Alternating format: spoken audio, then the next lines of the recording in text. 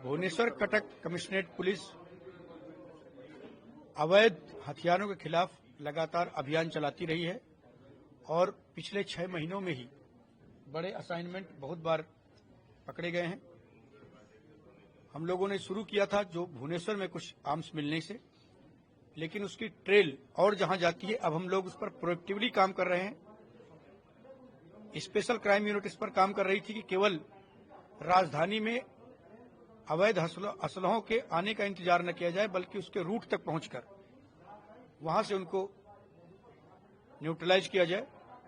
इसी क्रम में आज 5 ऑटोमेटिक पिस्टल, लाइव एमुनिशन एवं 1 कार्बाइन ये बरामद हुए हैं।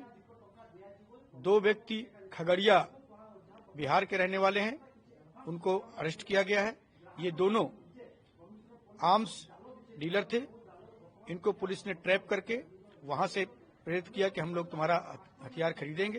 प्लांट किया गया आदमी, जिसके बाद ये हथियार कुछ उनको एडवांस दिया गया और ये हथियार जब यहां से लेके आ रहे थे तो इनको इंटरसेप्ट करके भुवनेश्वर में ये हथियार बरामद किए गए और इसके बाद से विभिन्न जगहों पर छापामारी जारी है।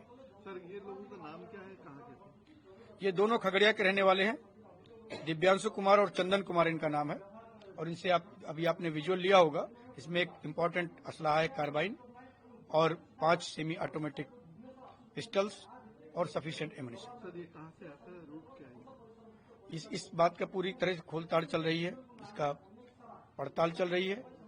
कुछ चीजें हमें अभी जानकारी है, लेकिन चूंकि ऐसी अवस्था में कि ऑलरेडी इस पर रेड चल रही है, इसलिए कुछ चीजें हम शेयर नहीं करना चाहेंगे।